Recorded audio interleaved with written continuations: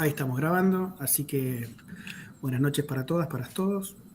Vamos a dar inicio a esta clase teórica de este día miércoles 23.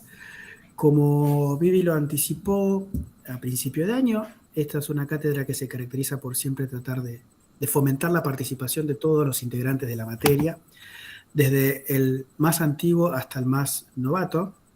Y en eso hoy contamos con la participación de Carolina González del Cerro y Carolina Savarecio, que son profes de la materia, tienen sus prácticos los días martes y los días jueves, y ellas están convocadas el día de hoy para trabajar algunos de los puntos de inflexión que son claves en lo que serían las unidades de ese segundo cuatrimestre, ¿no?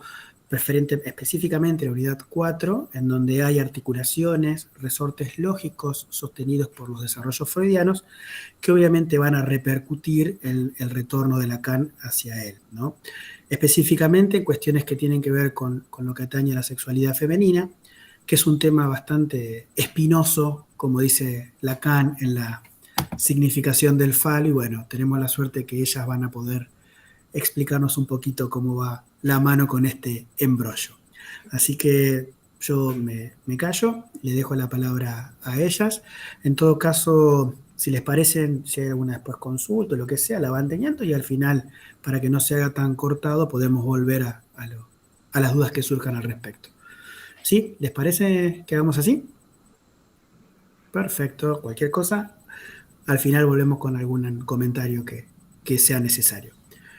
Chicas, no sé si arranca. Arranco yo. Bueno, dale. Introduciendo un poco lo que vamos a trabajar. Perfecto, yo me muteo. ¿Listo? Bueno, ¿cómo están? Para los que no, bueno, como nos presentó Leo, para los que no nos conocen, las dos nos llamamos Carolina. Y bueno, la idea un poco de la clase de hoy tiene que ver con continuar con algunos interrogantes acerca de la sexualidad femenina. La vez pasada, Lau había trabajado las especificidades y las condiciones, incluso estructurales, del deseo masculino. Nosotros vamos a retomar con algunas cuestiones que tienen que ver con el deseo femenino, incluso también, bueno, cómo las va a trabajar Freud. La idea nuestra ha sido un poco armar una articulación entre los textos de sexualidad femenina de Freud, que son sobre la sexualidad femenina y la conferencia 33 y el tabú de la virginidad, en su articulación con los escritos de Lacan, la significación del falo, ideas directivas para un congreso de sexualidad femenina. Obviamente que no vamos a dar de manera exhaustiva cada uno de esos textos porque es una tarea imposible de realizar. Sí, lo que nosotras recortábamos tenía que ver con dos ejes o dos temáticas que se pueden articular entre cada uno de estos textos y que vamos a intentar transmitirles y que tienen que ver con la maternidad y con la frigidez, ¿no? Digamos, son dos puntos por ahí nodales que aparecen en estos textos. Repito, no se trata de una exposición acabada de cada uno de estos textos, sino de plantear un recorrido de lectura que tenga que ver con plantear algunas articulaciones y coordenadas para que se pueda ir entendiendo algo de estos dos ejes. Leo decía, bueno, que la idea tiene que ver con, en esto de lo espinoso, de la sexualidad femenina, sacarlos un poco de ese embrollo. No sé si prometemos sacarlos de ese embrollo, pero bueno, por lo menos plantear algún recorrido de lectura y que incluso pueden aparecer algunos interrogantes. Así que algunas bueno, preguntas, por lo menos. No respuestas, pero algunas preguntas esperamos que podamos situar. Bueno, para comenzar, queremos situar algunas coordenadas en relación a historia y estructura, Edipo y castración en Freud y Lacan.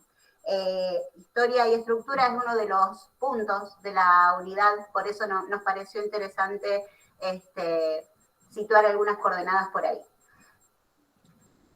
En estudios sobre la histeria, Freud ya reflexionaba en relación al estilo de sus escritos.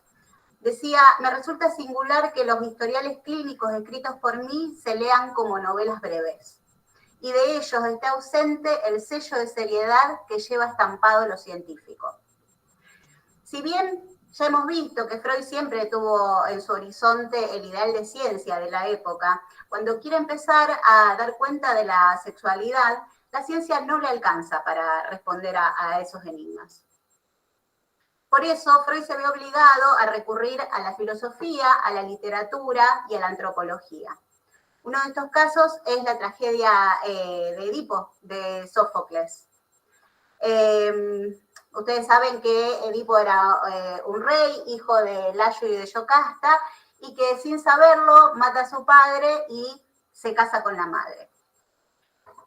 Esta es la tragedia que Freud retoma bajo el nombre de Complejo de Edipo. Para situar algo de la ficción, de una ficción que dé cuenta de los impulsos amorosos y agresivos que el niño y la niña tienen hacia sus padres. En este sentido, podemos ubicar que el psicoanálisis es una disciplina que en cuanto a la sexualidad va más allá de las ciencias biológicas y fisiológicas de la época. Queríamos situar que Lacan va a criticar que ciertos post-freudianos han continuado por una vía más apegada a lo biológico, en el sentido de lo anatómico, de lo imaginario, cuando nunca fue ese el espíritu freudiano. Decíamos entonces que Freud recupera este mito edípico para dar cuenta de las fantasías de sus pacientes. Sin embargo, desde la muerte de su padre, ya puede reconocer en sí mismo estos impulsos edípicos. En la carta 71 a Fliss le dice: también en mí he hallado el enamoramiento de la madre y los celos hacia el padre, y ahora lo considero un suceso universal de la niñez temprana. Es así como Freud puede hacer de una experiencia, de su experiencia más íntima y particular, el descubrimiento de una categoría universal de la constitución psíquica. El complejo de Edipo, tal como lo plantea Freud, se desarrolla de manera contemporánea a la fase fálica. Está caracterizada por el quehacer onanista fálico como expresión de los deseos incestuosos. En el caso del varoncito, con su pene, y en el caso de la nena, con el clítoris. En un primer momento hay un enamoramiento del niño hacia la madre. En un segundo momento, una intervención del padre con la doble prohibición del incesto. Al niño, no te acostarás con tu madre. A la madre, no reintegrarás tu producto. Y la salida del Edipo, momento en que el niño acepta esta prohibición por temor a la castración. Queremos situar que el padre cumple para Freud una función primordial a la hora de inscribir esta amenaza, cuya consecuencia va a ser posibilitar la inscripción de una ley que permita al sujeto la búsqueda de un objeto exogámico. En el caso de la niña, será el complejo de Edipo, a partir del cual va a ingresar será el complejo de castración, a partir del cual va a ingresar al complejo de Edipo. En el caso de Lacan, Lacan se desprende un poco de esta explicación novelada que hace Freud de la obra de Sófocles, para proponerlo en términos estructurales. De lo que se trata es de relaciones lógicas entre elementos que cumplen funciones según su posición. Estos elementos o funciones son el padre, la madre, el hijo y el falo.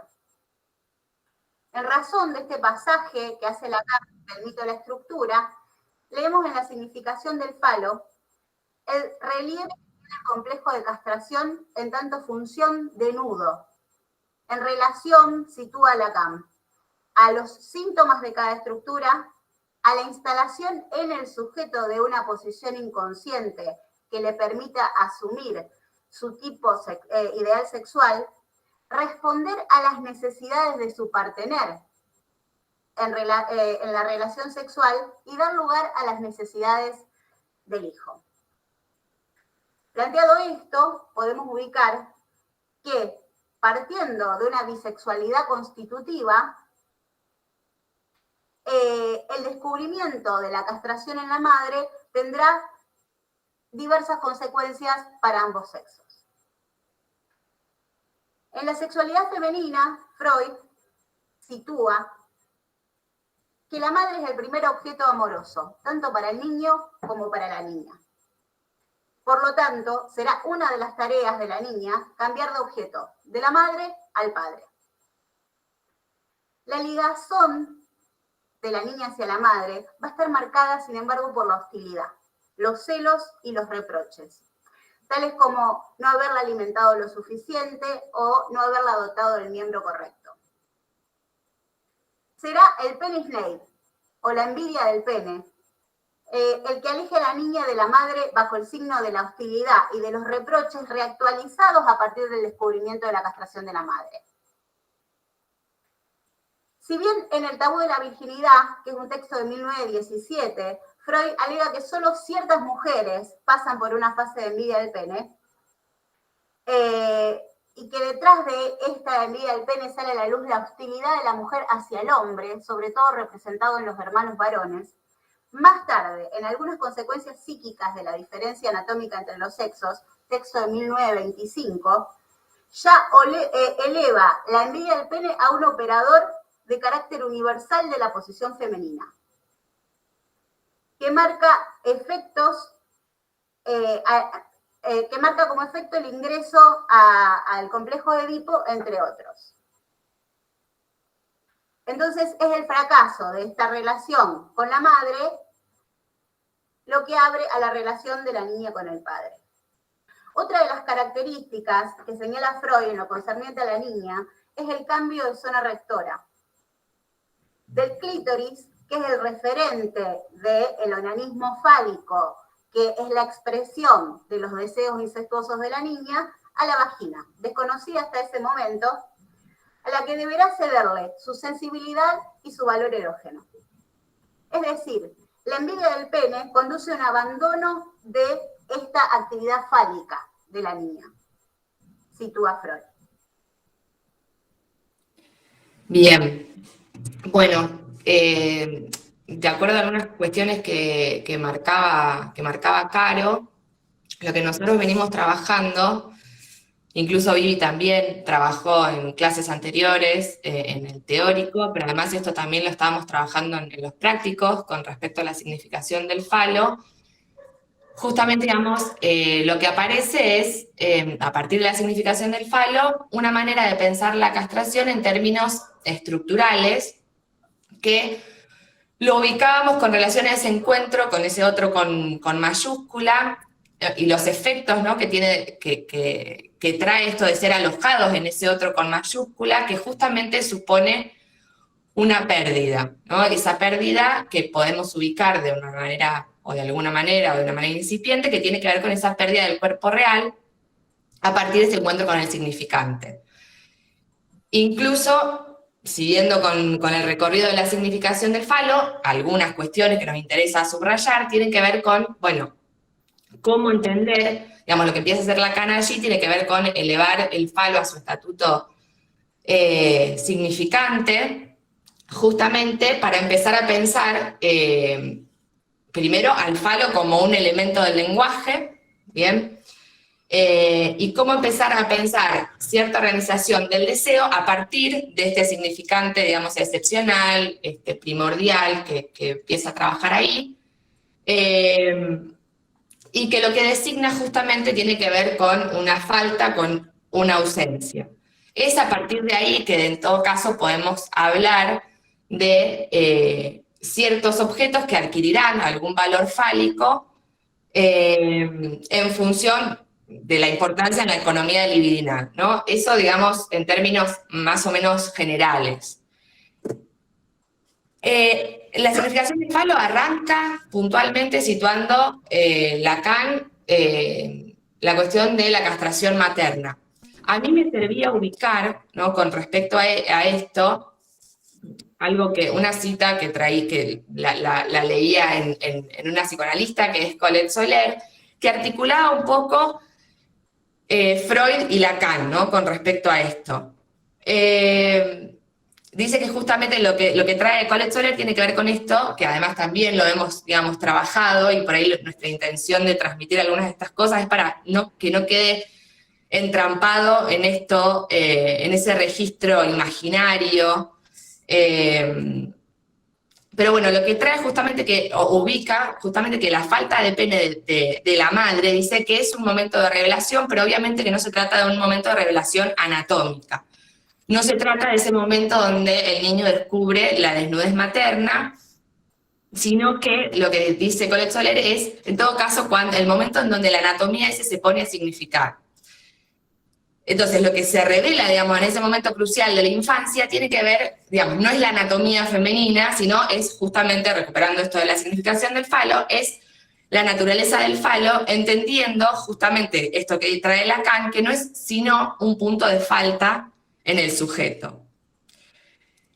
Lo que también nos interesaba, bueno, entonces ahí tenemos, digamos, una manera, obviamente, que trayendo la significación del falo, de pensar a la castración en términos más bien estructurales.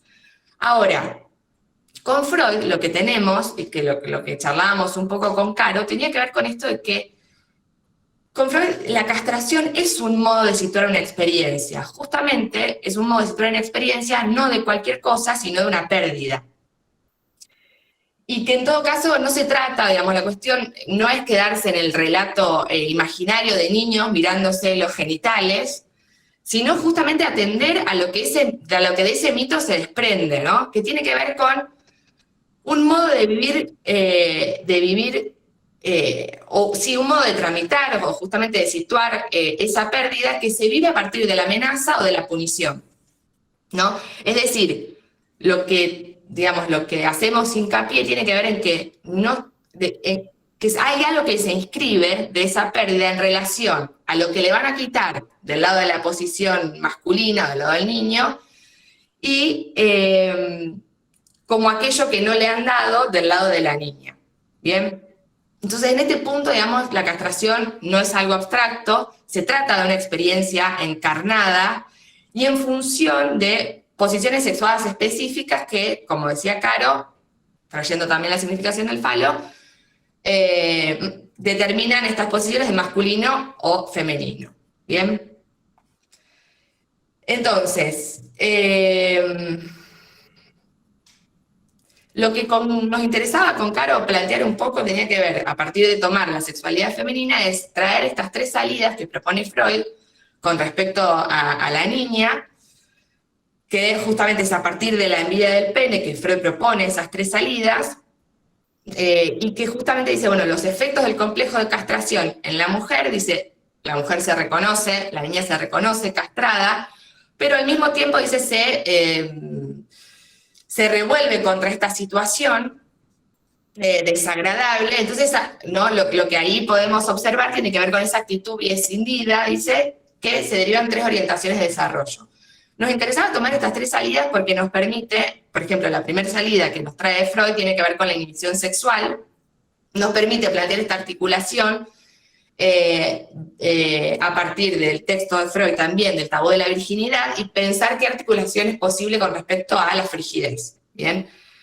Con respecto a esta primera salida que marca Freud, va a describir esta inhibición sexual como el extrañamiento, digamos, de la sexualidad a partir de esa renuncia del quehacer fálico, del clítoris, ¿no? Porque, digamos, el clítoris está a título de falo, porque estamos siempre en la fase fálica, y además dice, también, digamos, renuncia buena parte de su virilidad en otros campos.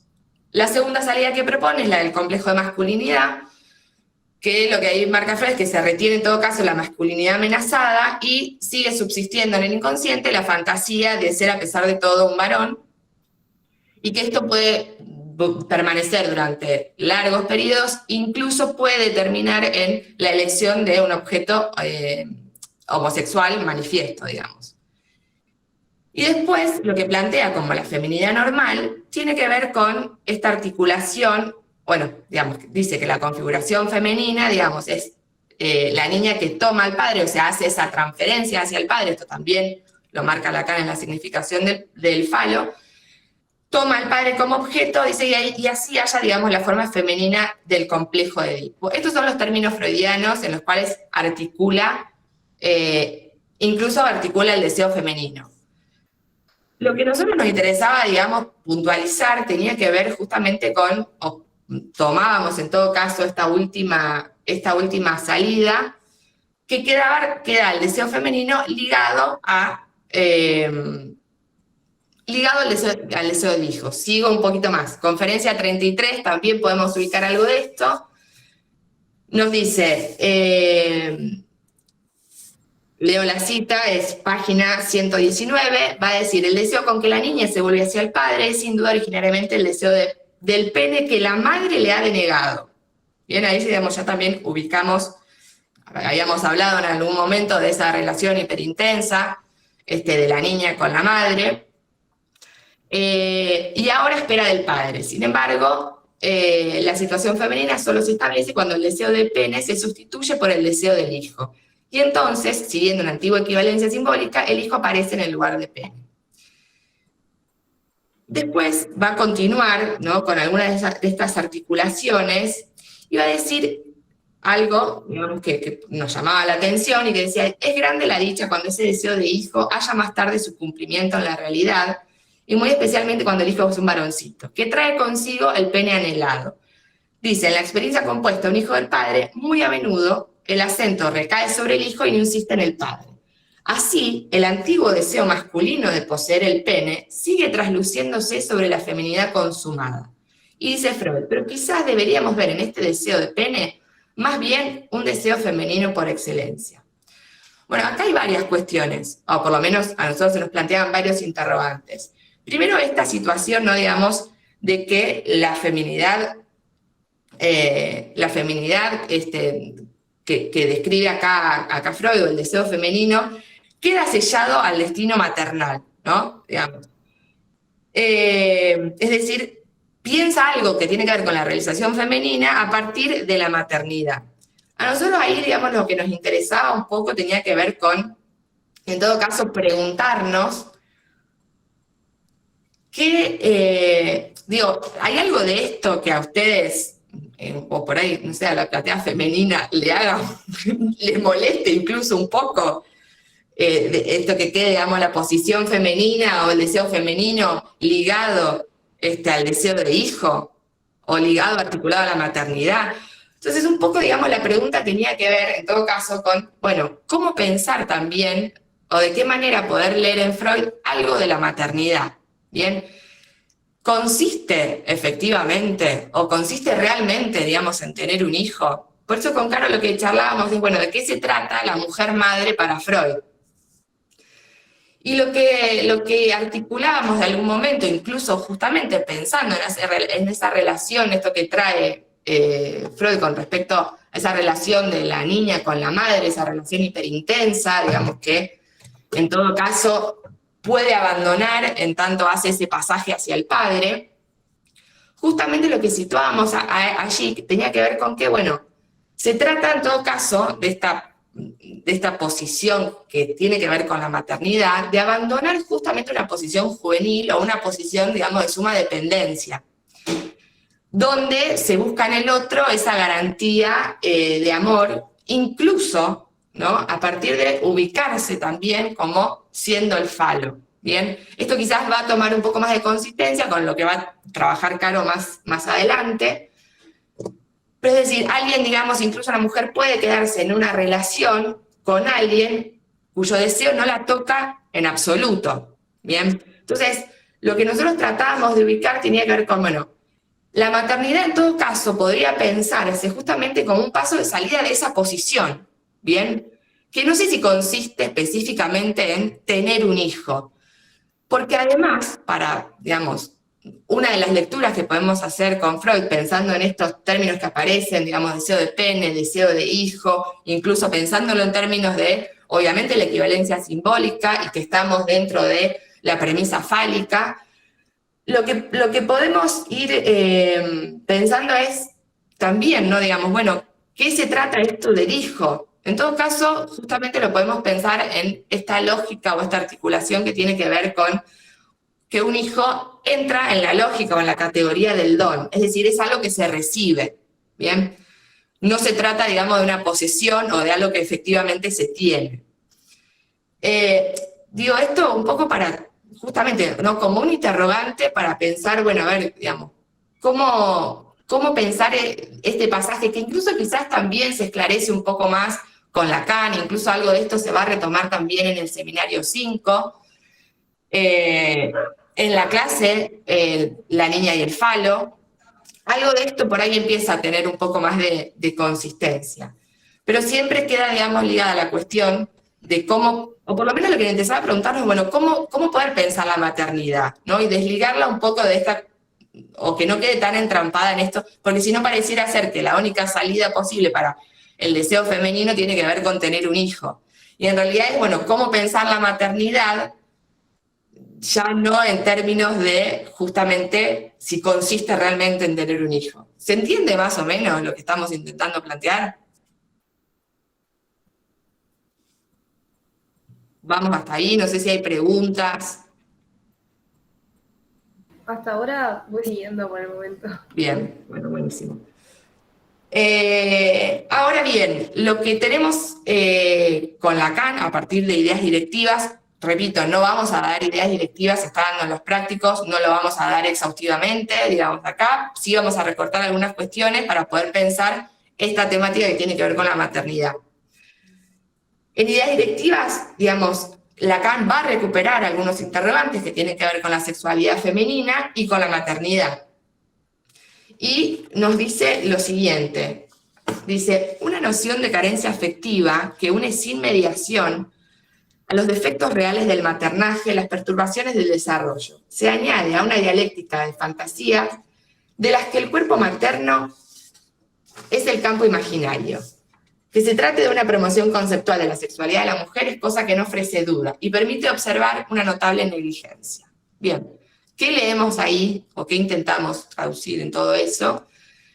Es que lo que encontramos acá es, por un lado, digamos, que sitúa Lacan, que si lo femenino se sigue pensando en términos o ligado justamente a la frustración con relación a lo materno, se sigue pensando en el devenir incluso, o en esa relación de lo femenino con la madre en función de esta carencia afectiva. Es decir, se lee lo femenino con relación al objeto parcial, ¿no? Esto de, que decíamos, la insuficiencia, incluso los reproches, los reclamos que tenían que ver con la insuficiencia de teta, de leche, bueno, ¿no? Ahí digamos, en términos de objeto parcial puntualmente. En este punto lo que obtenemos es que, digamos, lo femenino no se articula, podríamos pensar, a sus resortes lógicos. Y además lo que va a ubicar es que la sexualidad femenina siempre ha sido explorada con relación a lo materno. Por eso entendemos, y siguiendo la lectura de ideas directivas, lo que va a empezar a ubicar Lacan tiene que ver justamente articular la sexualidad femenina con el acto sexual. Dice, la parte femenina, si es que esto tiene sentido de lo que se pone en juego en la relación genital, en la cual el acto del coito ocupa un lugar al menos local. ¿Qué podemos entender de esta cita que recortábamos? Es que nos marca Lacan un camino para pensar la feminidad, ya no en términos de lo materno. Y además nos trae esta pregunta también. Bueno, en todo caso empecemos a pensar cómo se organiza libidinalmente lo femenino justamente más allá de lo materno. Hay un pasaje que nos parecía clave con respecto a ideas directivas, y para poder entender ideas directivas, que está en la página 693 y que dice, en el mismo punto conviene preguntar si la mediación fálica drena todo lo que puede manifestarse pulsional en la mujer, y principalmente toda la corriente del instinto materno. ¿Por qué no plantear aquí que el hecho de que todo lo que es analizable sea sexual no implica que todo lo que es sexual sea accesible al análisis? Entonces, de esta forma, digamos, lo que está planteando es que justamente hay algo de la sexualidad femenina que no se puede leer a partir de la lógica fálica. Esto es muy importante en ideas directivas, como para, incluso como para pensar todo el escrito desde ese planteo. Entonces, lo que está marcando es que hay un más allá de lo materno con relación a lo femenino, y hay un más allá incluso del objetal. Digo objetal porque en realidad en ideas directivas hasta ahora no vamos a encontrar un más allá del falo, que sí después Lacan lo va a teorizar, lo va a expresar, digamos, en otras teorizaciones más adelante, lo va a expresar como un más allá del falo. Pero bueno, estas, digamos, son las coordenadas y el recorrido de lectura, por lo menos en lo que concierne, o que nos interesaba recortar, en lo concerniente a la sexualidad femenina, el deseo femenino ligado a la maternidad, y qué aporte aparece con Lacan a partir de ideas directivas con relación a la sexualidad femenina, y justamente de poder pensar en ese más allá de lo materno. ¿Se entendió más o menos hasta acá, esta primera parte? Sí, sí. Bien. Bueno, ¿Alguien quiere consultar algo sobre esto? Así hacemos un breve intercambio. Bueno, continúen entonces. bueno, vamos a continuar con la segunda parte de lo que Caro daba como propuesta que teníamos para hacerles, que tiene que ver con esta salida de la inhibición sexual y la neurosis. Como decía Caro, Freud sitúa que a partir de esta salida se interrumpe la masturbación clitoridia por el influjo de la envidia del pene, se desestima, la niña desestima su amor por la madre a partir del descubrimiento de que su madre está castrada, reprime buena parte de sus aspiraciones sexuales y los sentimientos de hostilidad pasan a primer plano. Me interesa que retengan algo de esto porque justamente ahora vamos a trabajar un poco sobre estos sentimientos de hostilidad. Para articular la frigidez como paradigma de esta salida, vamos a centrarnos en el texto El tabú de la virginidad de 1917. Este texto forma parte de un conjunto de textos que Freud subtitula como Contribuciones a la psicología del amor. Los dos primeros textos están centrados en las características de la sexualidad masculina, que los vieron en el teórico pasado con la profesora Beccani, y este último gira alrededor de ciertas preguntas en torno a lo que es la sexualidad femenina. Freud comienza este texto indagando sobre ciertos rituales de los pueblos primitivos en los que la desfloración se ha vuelto un tabú, una prohibición. Y que justamente se hacen rituales para evitarle al futuro marido esa operación. Lo que Freud se pregunta es por qué evitarle al marido esa operación, cuando él dice que esta operación generaría también en la mujer un estado de servidumbre que garantiza una ligazón duradera con él y la vuelve capaz de resistir tentaciones de extraños. Hay una pregunta en relación a ¿qué intenta situar acá Freud en relación a la mujer? Freud en un principio trata de reconducir este tabú a diversos factores como el horror de la sangre, el apronte angustiado ante lo nuevo, o el horror a la castración de la mujer. Sin embargo, no le alcanzan estos factores como argumentos. Freud sostiene que los primitivos erigen un tabú donde aparece un temor a un peligro psíquico. Por lo tanto, él dice, en la mujer se discierne una fuente de tales peligros, en particular después del primer acto sexual. Freud también toma casos clínicos. Dice que hay algunas mujeres que tras el primer acto sexual expresan su hostilidad abiertamente hacia el varón, insultándolo o pegándole, y que hay otros casos que son el resultado de las mismas emociones, dice Freud, y se exteriorizan como frigidez. Dice, la característica es que en este caso no se impone abiertamente el componente hostil. A partir estos casos clínicos y de los rituales de desfloración, Freud infiere que el peligro que se suscita por la desfloración de la mujer consistiría en que el hombre se atraería sobre sí la hostilidad de esa mujer, debido a la afrenta narcisista, a la herida narcisista que implica para la mujer la destrucción del órgano y su desvalorización. Leer esto en términos de afrenta narcisista nos remitía a ubicar cierta cuestión que Freud plantea en la conferencia 33 como una particularidad de la mujer. Dice que un alto grado de narcisismo influye en la elección de objeto de la mujer.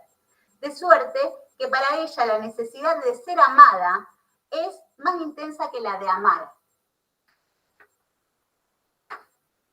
Freud ve que en la vanidad corporal de la mujer sigue participando el efecto de la envidia del pene. Les pedimos que tomen algo, que retengan algo de esto, porque después lo vamos a trabajar un poco más en los planteos de Lacan en ideas directivas, pero hay algo de cierta cuestión de este ser amada, colocarse en un lugar de objeto en relación al otro, que de amar. Digo, hay algo ahí en relación a su deseo. Freud dice que estos fenómenos tendrían su base en la historia del desarrollo de la libido de la mujer. Si bien en este texto de 1917 todavía sostiene que las primeras colocaciones de la libido de la mujer estaban dirigidas al padre, así el marido es un sustituto del padre y la desautorización de este marido, la hostilidad hacia él, depende de la intensidad de la fijación hacia el objeto padre. Más tarde, planteamos que el padre aparece como un sustituto del primer objeto de amor para la niña, que es la madre. Esa en la que se juega, digamos, toda la hostilidad, todas estas emociones hostiles.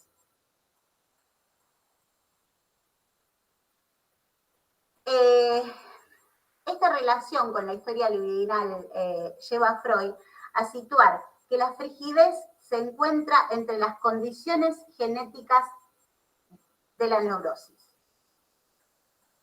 En ideas directivas, Lacan va a avanzar un paso más. Lo que va a hacer es plantear que la frigidez es estructural en la posición femenina. Leemos en la página 695. La frigidez, por extenso que sea su imperio y casi genérico, si se tiene en cuenta su forma transitoria, supone toda la estructura inconsciente que determina la neurosis, incluso si aparece fuera de la trama de los síntomas, lo cual da cuenta, por una parte, del carácter inaccesible a todo tratamiento somático y por la otra, al fracaso habitual de los buenos oficios del compañero más anhelado.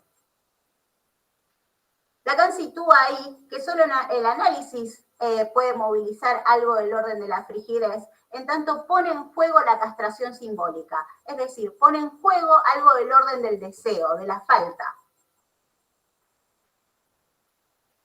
Hablando de esta cuestión de su extensión y esto que sitúa Lacan como algo casi genérico, si se tiene en cuenta la forma transitoria de la frigidez en las mujeres, Freud va a situar muchos casos, digamos, en los cuales, por ejemplo, la mujer en un caso de un primer matrimonio permanece frígida y en un segundo matrimonio encuentra la dicha.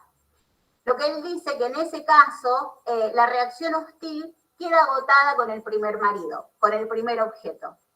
Pero también dice, hay otros casos en los que hay mujeres que permanecen ligadas, unidas a ese marido, porque en realidad todavía no han consumado en él su venganza. Es decir, permanecen unidas por un lazo de hostilidad hacia él. En ideas directivas para un congreso de sexualidad femenina, Lacan va a puntualizar ciertas cuestiones que nos interesaba retomar con Caro en relación al tema de la frigidez. Es que la erótica femenina tiene que ver como presentarse como siendo el falo para causar el deseo del otro. De este lado, entonces, desde este lugar, ubicamos a la mujer en un lugar objetal, fálico. ¿Sí? Y el deseo del otro aparece soportado por el deseo de un hombre o por un deseo masculino. Retomando lo que planteábamos arriba, que tenía que ver con esta herida narcisista, y esta cuestión que decía Caro, ¿no? De situar algo de la experiencia de una pérdida, en este caso en términos de la pérdida de la virginidad, podemos situar que la mujer puede llegar a quedar en este lugar de reafirmación narcisista, en este lugar de objeto, y que no haya nada de la castración que se ponga en juego para ella, es decir, de su deseo. Y es ahí donde podría desembocar en una frigidez. De lo que se trata es justamente que a partir de esa pérdida pueda localizar la mujer algo de su propia castración, de su propia falta, que dé lugar a su deseo, que la ponga en un lugar de sujeto deseante.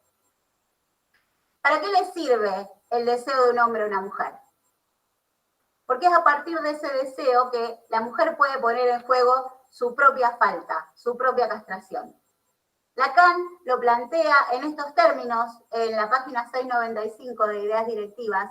El hombre, dice, sirve aquí de relevo para que la mujer se convierta en ese otro para sí misma como lo es para él. ¿Se entendió? ¿Quedó claro? ¿Algún comentario?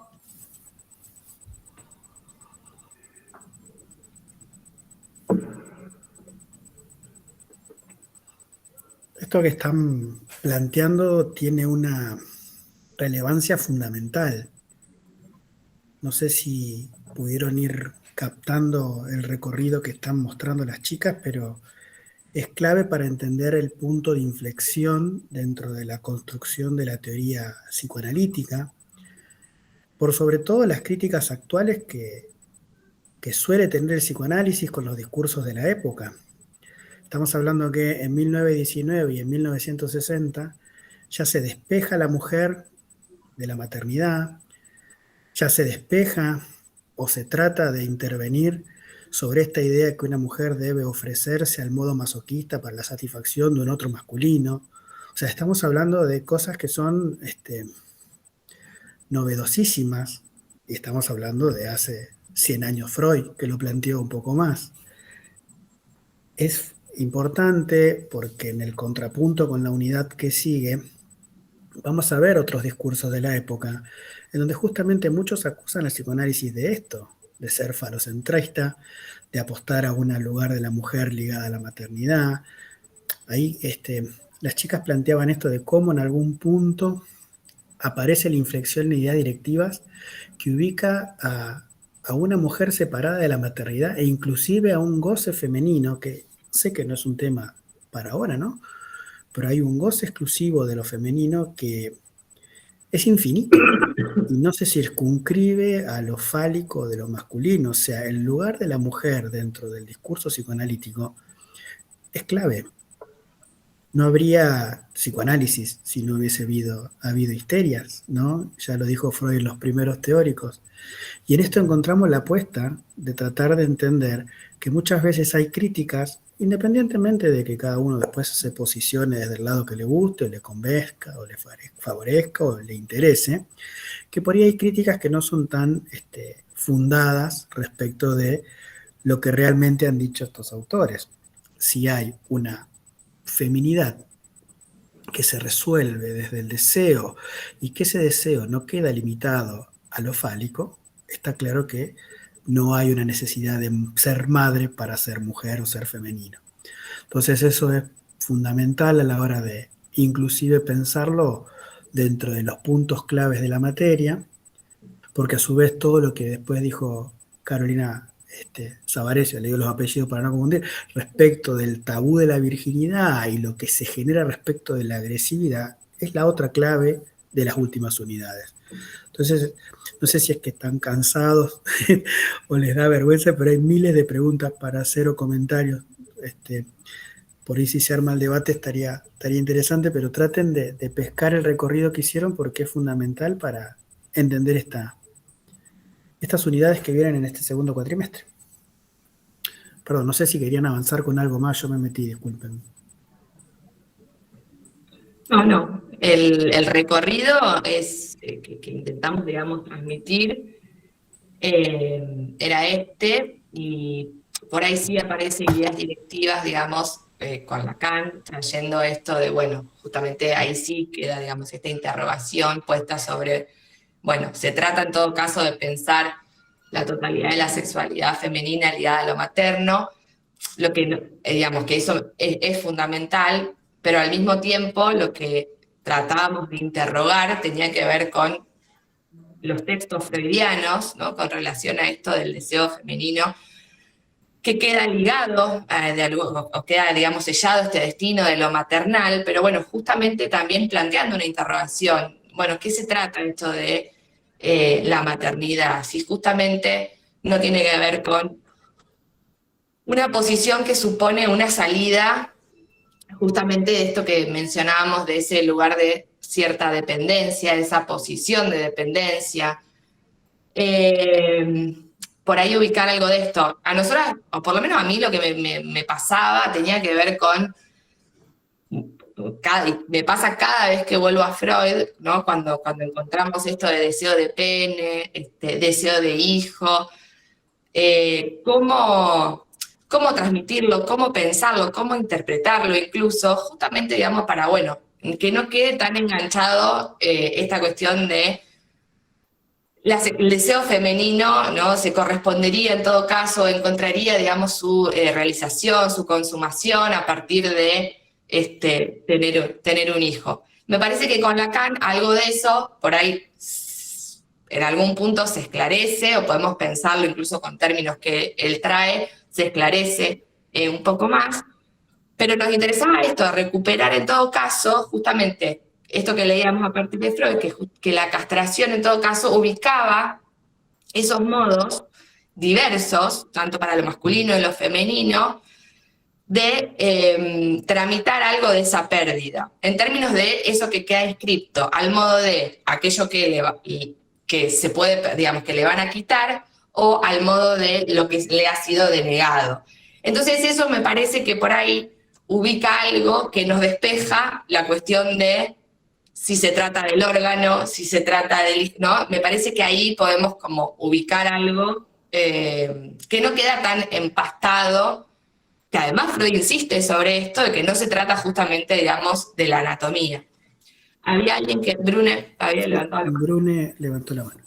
Sí, profe, lo mío creo que voy entendiendo la posición, digamos, que vamos tomando, pero sí me perdí en el último punto que la profe dijo, que fue esta relación de el acto sexual de la mujer y los primitivos, digamos, no entiendo, igual tengo que leer el texto todavía, pero no entiendo cómo lo relaciona Freud, ahí como que medio que me perdí. Bueno, Freud lo que intenta hacer es que esto no le quede pegado simplemente a lo que pasa en las tribus primitivas, donde se instaura estos rituales de desfloración, porque la virginidad se convierte en una prohibición. Digamos que el hombre que se va a casar con la mujer no puede tener el primer acto sexual con la mujer. Para esto se establecen actos, diferentes rituales. Lo hacen, bueno, con diferentes objetos rituales. Entonces él se pregunta, bueno, ¿por qué hacen eso? ¿Qué peligro quieren evitar los primitivos?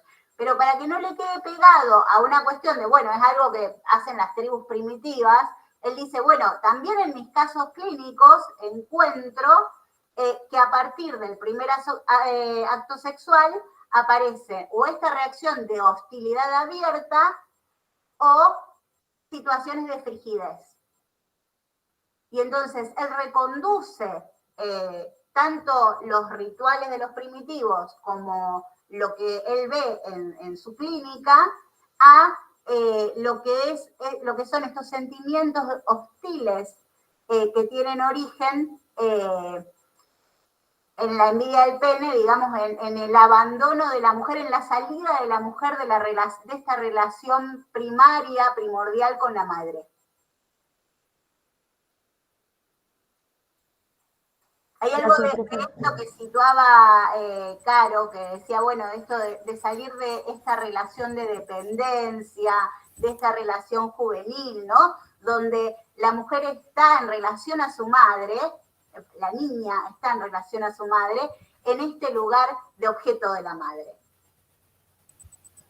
Salir de esa posición de objeto. Y entonces también como hoy lo conversábamos a la mañana, como también la sexualidad femenina tiene algo de esto de inacabado, digamos, porque a diferencia de la sexualidad masculina, que tiene una salida más ordenada, hay algo de este lugar de falo, de objeto, que permanece y puede ser un lugar al que la mujer vuelva. De hecho, la relación con la madre se sigue sosteniendo a lo largo de la vida y puede haber sustitutos de esa relación.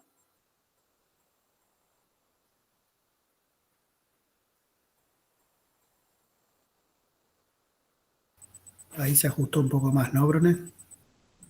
Sí, gracias. Ahí lo entendí mejor. Tengan en cuenta que el tabú de la virginidad, si bien está compilado por Freud en estos textos de la vida erótica, como los que mencionó Beccani la semana pasada, es un poco posterior en su redacción y está muy pegado a Totem y Tabú. Entonces son artículos que van de la manito, en donde ya marcan una cosa freudiana que empieza en esa época y después cada vez es mayor, de pensar los movimientos culturales, por qué las culturas de hoy responden como responden, y muchas tienen que ver con estos mitos que se plantean desde ahí. Entonces, el horror a la mujer, el temor a esto, fíjense si no son situaciones que muchas veces sostienen inclusive las conductas violentas hacia ellas, ¿no? Entonces, es importante esto, destacar cómo, si bien son textos que ya tienen algunos años, preservan muchísima actualidad, sobre todo esto que marcan como son las tendencias culturales que muchas veces son sostenidas desde lo psíquico y de la castración y bueno, de todos estos puntos que las profes estuvieron mencionando. Pero bueno, al ser pegadito a Totem y Tabú, tiene esta estructura que lo hace mucho más complejo que quizás los otros que vimos la semana pasada, ¿no? A mí me es muy difícil el tabú de la virginidad. Se me hace siempre muy complejo recorrerlo. ¿Alguna consultita más? ¿Algo que quieran decir, aportar?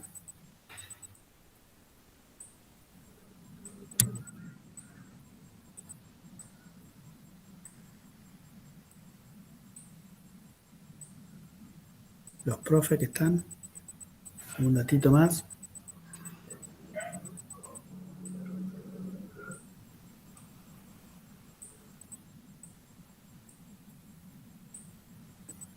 ¿Qué piensan de esto de la mujer madre, la mujer no madre? ¿Se les ocurre algo? Buenas. Hola, Yo ¿qué por tal? ahí, ¿qué tal? Vengo procesando un poco toda esta información de a poco. Por eso por ahí todavía no recorrí tanto los textos y no me animaba a hacer algunas preguntas. De todos modos, la duda que tengo es esta cuestión de ubicar el goce femenino, digamos, Lacan, ¿dónde lo sigue trabajando? Más allá, digamos, de esta posición de convocar el deseo del otro, digamos. Como supongo que ahí él sigue haciendo algún tipo de desarrollo, pero ahí en las directivas deja la pregunta. No estoy escuchando bien, pero entiendo que preguntás a dónde continúa Lacan los desarrollos sobre sexualidad femenina después de ideas directivas. ¿Es eso? Exactamente, sí.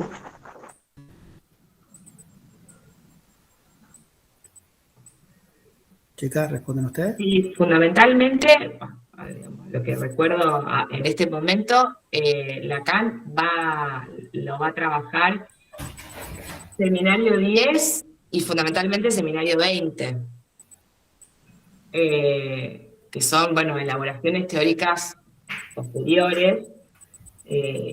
Nosotros lo que trabajamos sobre ideas directivas, que es algo que, digamos, empieza a desplegar como para pensar justamente algo de la sexualidad femenina, más allá de la lógica fálica, que es eso, digamos, lo que es importante para poder ir ubicando. Sí, lo va a trabajar fundamentalmente en el seminario 20. Incluso a partir de lo que él llama la lógica de la sexuación, los teoremas incluso. Entonces, le sigue dando vueltas a todo este asunto, va a seguir sobre esto, pero bueno, esta es una manera de nosotros poder ir ubicando algo de esto, y justamente, digamos, para que, bueno, por lo menos empezar a interrogar algunas cuestiones que tienen que ver fundamentalmente con la sexualidad femenina. Si no me equivoco, va por ahí el modo en el cual lo sigue trabajando. Sí, Lo van a ver, por supuesto, a lo largo de la carrera, en otras instancias, pero fundamentalmente es ahí. hay una anécdota que es como un poco interesante, pero esto ya es un dato de color.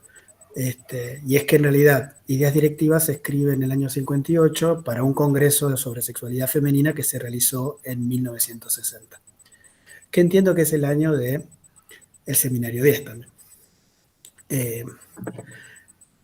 En ese congreso, Lacan, en sus ideas directivas, cuando lo recorran en los prácticos, van a ver que apuesta a que sean las mujeres analistas las que traten de tomar la posta justamente para plantear algo que quizás los analistas varones no podían dar cuenta.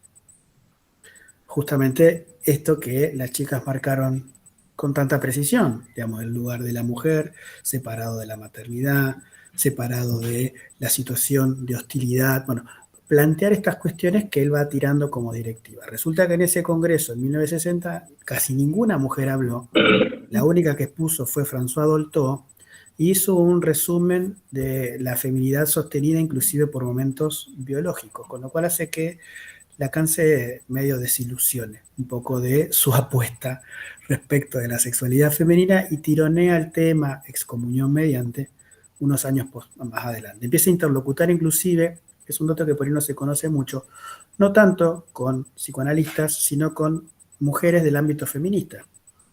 Empiezan a asistir a sus seminarios intelectuales importantes del feminismo francés de esa época, y empieza a hacer ahí su nueva interlocución para poder argumentar algo de la sexualidad femenina, que se relanza en el seminario 20, como dice Caro, ya en 1972, o sea, 12 años después del Congreso de Directivas, con los temas de la sexuación y la posibilidad de pensar la no relación sexual y otros elementos que dan a entender qué sería esto de más allá del falo, que bueno, mencionaran ahí como una parte importante.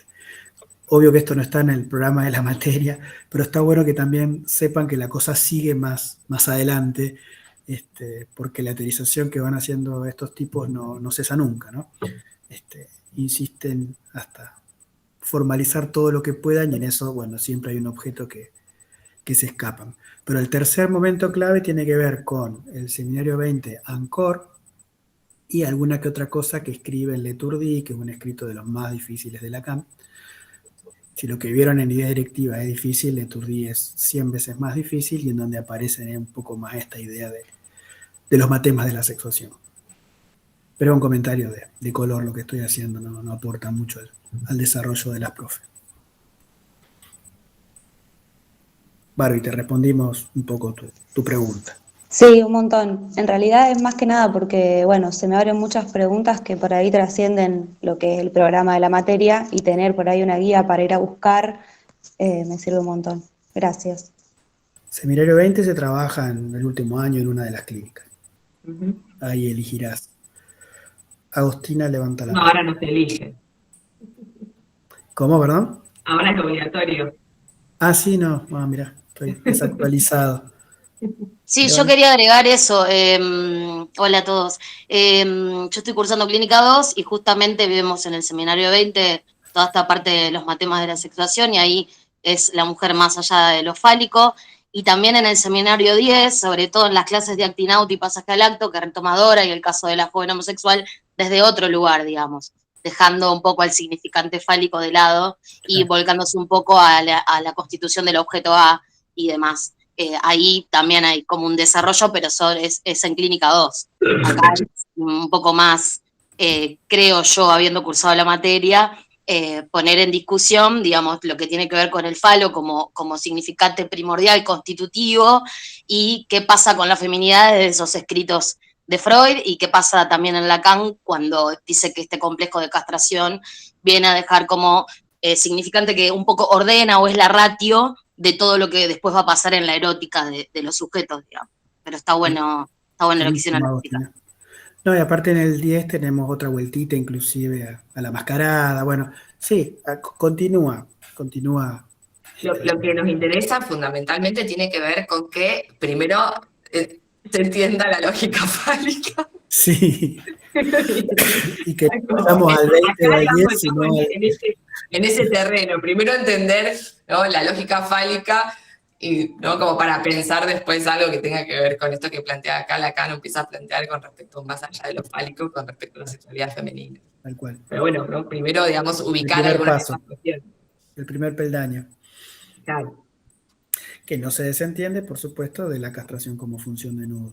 Y exacto. eso es la tremenda novedad de la lectura de Lacan a todo esto, ¿no?